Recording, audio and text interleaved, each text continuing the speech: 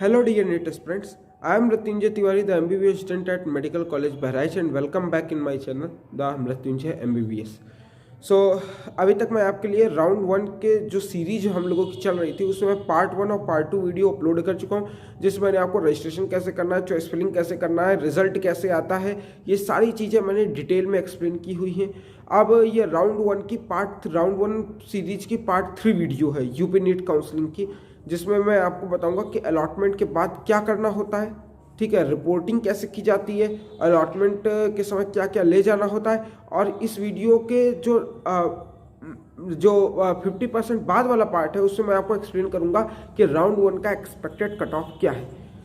ठीक है, तो राउंड 1 का एक्सपेक्टेड कट ऑफ जो मैं एक्सप्लेन करूंगा ऐसे ही नहीं, बहुत लॉजिकल एनालिसिस करके काफ़ी मेहनत करके मैंने ये वीडियो तैयार किया है। तो अगर आपको मेरी मेहनत अच्छी लगे और राउंड 1 और राउंड 2 की प्रत्येक वीडियो देखने के लिए और इस सीरीज़ का लाभ उठाने के लिए, क्योंकि ऐसी सीरीज कोई नहीं बनाएगा, इस सीरीज का लाभ उठाने के लिए तुरंत मेरे चैनल को सब्सक्राइब कर लीजिए।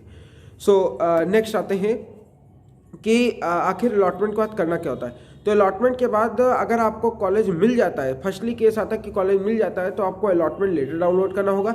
अलॉटमेंट लेटर में लिखा होगा ये सब कि आपको कौन सा कॉलेज अलॉट हुआ है, ये सब लिखा होगा। तो अलॉटमेंट लेटर का प्रिंट आउट निकालना है, नीट के रिजल्ट का प्रिंट आउट निकालना है, नीट के एडमिट कार्ड का प्रिंट आउट निकालना है, और जो भी रिजर्वेशन सर्टिफिकेट वगैरह है उनका प्रिंट आउट निकालना है, हाई स्कूल की मार्कशीट, इंटर की मार्कशीट, और इन सब का प्रिंट आउट निकाल के आपको जो है कॉलेज में जाना है। कॉलेज में जाने के बाद वो आपको एक पर्टिकुलर डेट देते हैं, जैसे इसमें अभी यूपी नीट काउंसलिंग आप देख लीजिए 2-3 डेटें आपकी निकली हुई हैं। तो डेट में आप जाएंगे उस पर्टिकुलर कॉलेज में जिसमें आपको अलॉटमेंट मिला हुआ है। तो कॉलेज में जाके आप 2 काम करेंगे। सर कॉलेज में जाएंगे तो सबसे पहले आप उनके सामने डॉक्यूमेंट रखेंगे, तो दूसरे आपसे वो 2 चीज़ें पूछेंगे कि क्या आप रीसफल या अपग्रेड करना चाहते हैं। तो अगर आप रीसफल या अपग्रेड करना चाहेंगे तो उन्हें कहेंगे हाँ अपग्रेड करना चाहते हैं। तो उनके पास एक सॉफ्टवेयर होता है जो मेडिकल कॉलेज के नोडल ऑफिसर होते हैं, उसमें वो आपकी एंट्री कर देंगे कि हाँ ये बच्चा रिपोर्टिंग करने के लिए प्रेजेंट हुआ है और ये अपग्रेड करवाना चाहता है। तो या अपग्रेड कर, या भी हो सकता है कि आपको कॉलेज अच्छा लगे तो फिर आपको अपग्रेड करने की कोई ज़रूरत नहीं, आप बस वहाँ डायरेक्ट फी सबमिट कीजिए, सारे डॉक्यूमेंट सबमिट कीजिए और एडमिशन ले लीजिए। तो इसी से आपका अलॉटमेंट भी कंप्लीट हो जाता है और आपका एडमिशन भी कंप्लीट हो जाता है। नेक्स्ट आते हैं कि आखिर यूपी नीट राउंड 1 का एक्सपेक्टेड कट ऑफ क्या होगा। देखो यूपी नीट राउंड 1 और राउंड, सबसे पहले इसको बताएं, पहले मैं आपको कुछ लॉजिकल एनालिसिस करके बताता हूँ कि राउंड 1 का जो कट ऑफ है वो सबसे पहले जो इस बार राउंड 1 और राउंड 2 में ज़्यादा डिफरेंस नहीं आएगा। क्यों नहीं आएगा? क्योंकि राउंड 1 ऑल इंडिया कोटे से जो सीट रिवर्ट होनी चाहिए वो नहीं होगी।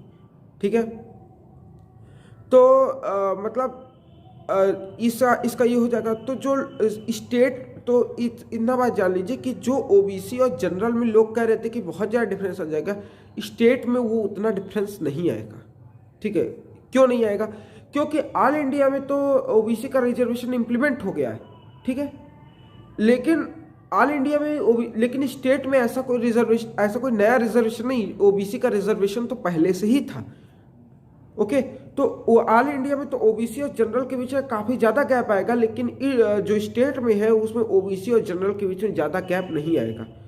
और एक और चीज़ हो सकती थी कि यदि वो ऑल इंडिया में ओबीसी वाली बची हुई सीटें वापस आ जाती, ठीक है, तो फिर हो सकता था कि और ज़्यादा जनरल ईडब्ल्यूएस में स्टेट में डिफरेंस आता, लेकिन अब वो भी नहीं होना है। तो जनरल ओबीसी में और ज़्यादा डिफरेंस नहीं आएगा, और उल्टा डिफरेंस और कम हो सकता है। क्यों कम हो सकता है मैं आपको बताऊँ। अभी तक क्या होता था, एक ये आपके लिए अच्छी न्यूज़ है जनरल कैंडिडेट्स के लिए, थोड़ी सी जनरल नहीं मतलब अनरिजर्व्ड कैंडिडेट्स के लिए, कि अभी तक ये होता था कि जैसे जनरल, जैसे ऑल इंडिया कोटे में यूआर की सीटें गई, जनरल की सीटें ऑल इंडिया कोटे में जैसे 15 सीटें भेजी जानी, उसमें 8 सीटें आपकी जनरल की हैं। तो जनरल की सीटें जो होती थी वो स्टेट के जनरल कैटेगरीज के लिए जो ओपन जो सीटें होती थी, मतलब जनरल कैटेगरीज के लिए जो सीटें होती थी उन्हीं से लिया जाती थी वो 8 सीटें।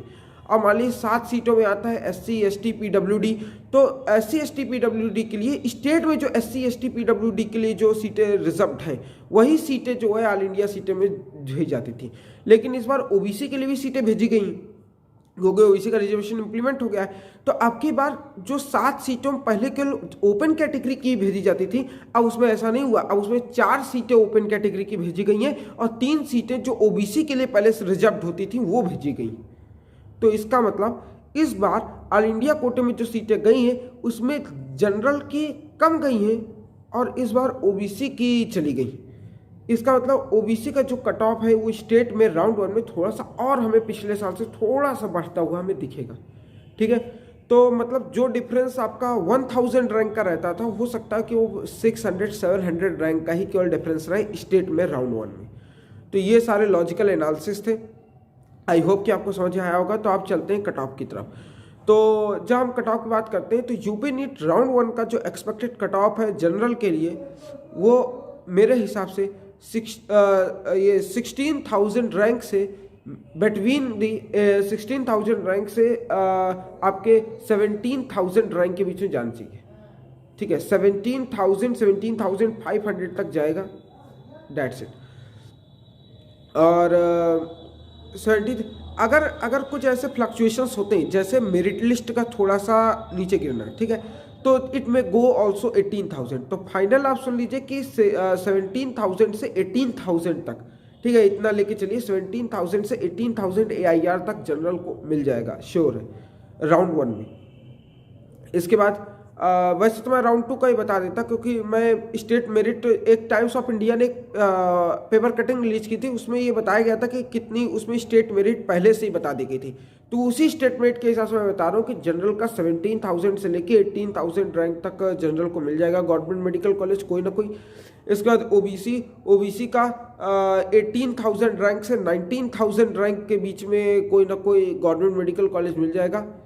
एससी का 1,27,000 से 1,30,000 रैंक के बीच में कोई ना कोई गवर्नमेंट मेडिकल कॉलेज मिल जाएगा।